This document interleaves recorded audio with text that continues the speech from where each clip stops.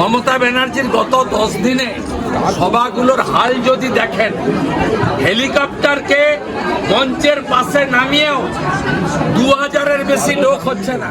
রত্না বড় গুন্ডা না মমতা ব্যানার্জি বড় গুন্ডা, এর প্রতিযোগিতা এখানে হচ্ছে। উনি নাকি কালীঘাটে স্কাই ওয়াকও বানিয়েছেন, এটা মুকেশ আম্বানি তার CSR এর টাকায় বানিয়েছেন।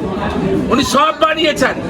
এরপরে কোনোদিন দেখবেন বলবে গৌড়বঙ্গের স্রষ্টা আমি, রাজা শশাঙ্ক হরিদাস। এই 15 বছরের কুশাসন অপশাসন জঙ্গল রাজ যিনি করেছেন, তার ধমকানি চমকানিতে কেউ ভয় পাবেন না। অবিলম্বে পশ্চিমবঙ্গে অন্য রাজ্য থেকে বা কেন্দ্রীয় ক্যাডারের মুখ্য সচিব, স্বরাষ্ট্র সচিব এদেরকে এনে বসানো দরকার। মমতা ব্যানার্জি যেমন গুন্ডামির আশ্রয় নেন, তিনি নিজে আইপ্যাকের এগেনস্টে বৈধ ইডি রেডে ফাইল এবং মোবাইল ফোন কাড়িয়ে আনেন। তাই গোটা রাজ্যে এখন গুন্ডা পরিবর্তন হয়ে গুন্ডি হয়ে গেছে। এখানেও উনি ওনার নেত্রীকে দেখে উৎসাহিত হয়ে তিনিও গুন্ডামি করতে চাইছেন। রত্না বড় গুন্ডা না মমতা ব্যানার্জি বড় গুন্ডা, এর প্রতিযোগিতা এখানে হচ্ছে। মমতা বন্দ্যোপাধ্যায় বলছেন বিজেপির তোতাপাখি নির্বাচন কমিশন নির্বাচন জিতিয়ে তবেই এলাকা ছাড়বেন বলছে তৃণমূল কর্মীদের। মানে নির্বাচন কমিশনকে আবার নির্বাচন কমিশন তার গণতান্ত্রিক সাংবিধানিক অধিকার 324 থেকে 329 সংবিধানে তাকে যা বাবা সাহেব আম্বেদকর দিয়ে গেছেন তার প্রয়োগ ঘটাচ্ছেন, যেটা এতদিন 6 বছর আরিজ আফতাবের মতো একজন চটি চাটা সিও করতে দেননি, সেই কাজটা ইলেকশন কমিশন করার চেষ্টা করছেন। তাই মমতা ব্যানার্জির অসুবিধা হচ্ছে। তাই কে কাকে জিতিয়ে বাড়ি পাঠান সেটা ভবিষ্যতে বলবে। মমতা ব্যানার্জির গত 10 দিনে সভাগুলোর হাল যদি দেখেন, হেলিকপ্টারকে মঞ্চের পাশে নামিয়েও 2000-এর বেশি লোক হচ্ছে না। তার মধ্যে 1200 জন ইউনিফর্ম খুলে টি-শার্ট পরিয়ে সিভিক ভলেন্টিয়ারকে বসানো হচ্ছে।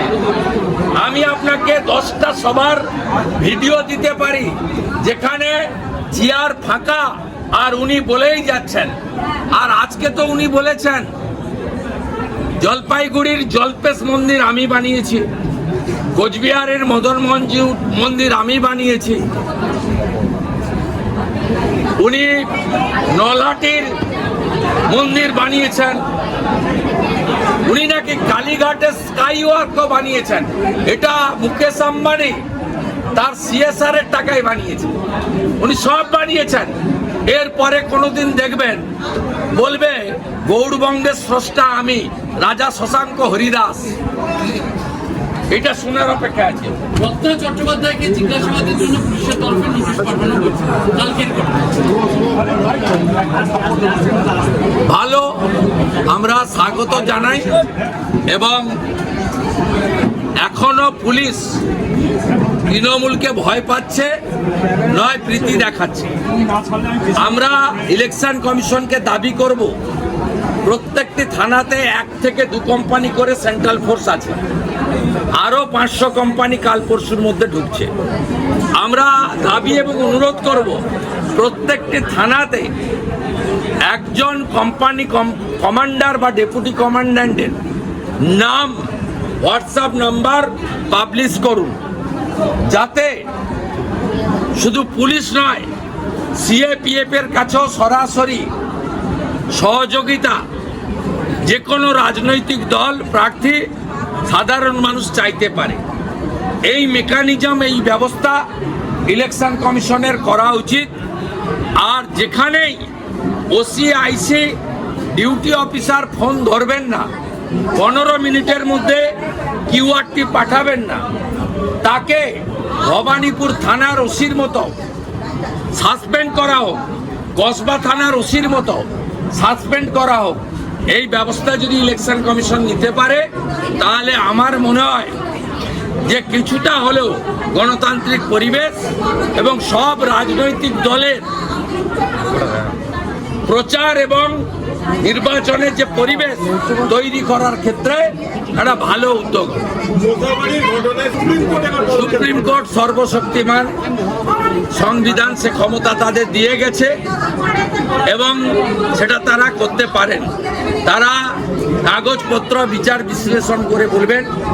আমরা আশাবাদী, যে কথা আমরা এতদিন বলতাম আজকে সুপ্রিম कोर्ट बोलছে। दादा आज ममता बनर्जी ने आज कहा कि सेंट्रल फोर्स सीएपीएफ आर्मी के खिलाफ बोलना उनका आदत है। कल केंद्रीय गृह मंत्री को साला शब्द प्रयोग किया, इतना घटिया शब्द। ये कौन है? बंगाल के चीफ मिनिस्टर, जिसका चेयर में डॉक्टर विधान चंद्र राय ने था, ज्योति बाबू था, फ्रीडम फाइटर अजय मुखर्जी था। किस तरीके से घटिया शब्द देश की प्रधानमंत्री के खिलाफ, सुप्रीम कोर्ट के खिलाफ, इलेक्शन कमीशन की सीईसी के खिलाफ, केंद्रीय गृह मंत्री के खिलाफ किस तरीके से भाषा प्रयोग कर रहा है। आज बताया उस दिन अमित शाह जी का जो रैली था, मेरा नामांकन में 500 रुपया देकर हम लोग आदमी को लाया। 16 आदमी भवानीपुर का था। ये अपने अपोजिशन को, अपोजिशन पार्टी वर्कर को, जनता को अपमान करने का काम कर रहा है। इसलिए जनता जाग चुका है, सनातनी राष्ट्रवादी का जागरण हुआ है। इस बार उखाड़ फेंकने का काम पश्चिम बंगाल की गणदेवता जनता जनार्दन करेगी और हम लोग बीजेपी इनको हरा के उसका बाद ही विश्राम लूंगी। 4 तारीख तक हम लोग 24/7 सड़क में रहूंगा। कल जिस तरीके से बियाला का वर्कर ने मुंह तोड़ जवाब दिया, इस तरीके से जवाब आने वाला दिन में भी भारतीय जनता पार्टी जनता को साथ लेते हुए करेगी। পশ্চিম বাংলার স্বাধীনতা সংগ্রামীদের দমাতে পারেনি। ক্ষুদিরাম বোস থেকে মাতঙ্গিনী হাজরা, বিনয় বাদল দীনেশ থেকে শুরু করে যতীন দাস, যেমন ব্রিটিশের রক্তচক্ষুর কাছে আত্মসমর্পণ করেনি বাঙালি স্বাধীনতা সংগ্রামীরা। এই 15 বছরের কুশাসন অপশাসন জঙ্গল রাজ যিনি করেছেন, তার ধমকানি চমকানিতে কেউ ভয় পাবেন না। মমতা ব্যানার্জি এই কথা বলার মধ্য দিয়ে তার পরাজয় স্বীকার করে নিয়েছেন।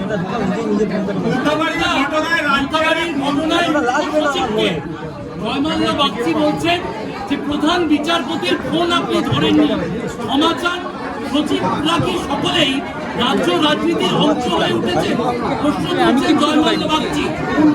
প্রশ্ন তুলে তো লাভ নেই, এদেরকে খারিজ করে দেওয়া উচিত। অন্য রাজ্য থেকে মুখ্য সচিব, স্বরাষ্ট্র সচিব আনা উচিত। এদের কাছে মমতা ব্যানার্জি আর গৌতম সান্যাল ছাড়া, হরিকৃষ্ণ দ্বিবেদী আর আলাপন ব্যানার্জি ছাড়া, রাজীব কুমারের নাম্বার ছাড়া আর কারো নাম্বার সেভ নেই।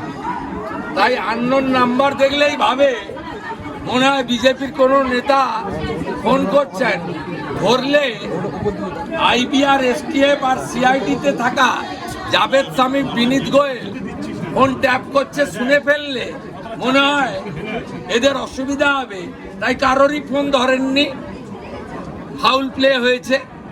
অবিলম্বে পশ্চিমবঙ্গে অন্য রাজ্য থেকে বা কেন্দ্রীয় ক্যাডারের মুখ্য সচিব, স্বরাষ্ট্র সচিব এদেরকে এনে বসানো দরকার। বলা হচ্ছে গোয়েন্দা রিপোর্ট কি একেবারেই ফেল? গোয়েন্দা রিপোর্ট ছিল না, জেলার এই পরিস্থিতি। গোয়েন্দা রিপোর্ট থাকলেও কিছু করার নেই, কারণ মুখ্যমন্ত্রী বলছেন ইলেকশন কমিশন 2 মাসের জন্য। আমি তারপরে দেখে নেব। মুখ্যমন্ত্রী তার রাষ্ট্রমন্ত্রী সাবিনা ইয়াসমিনকে পাঠিয়েছেন জাজেদের ঘেরাও করতে। মুখ্যমন্ত্রী বলেছেন শুক্রবার দিন যা খুশি করা যায়, আমি বাধা দিতে পারবো না। যদিও ওই দিন শুক্রবার ছিল না, শুক্রবার যখন অ্যালাউ করে দিয়েছেন তখন সোম, মঙ্গল, বুধ, বৃহস্পতি, শনি, রবি এটাও অ্যালাউ হয়ে গেছে। এটা টেকেন ফর গ্রান্টেড হয়ে গেছে। তাই আজকে খেপে উঠেছে এরা।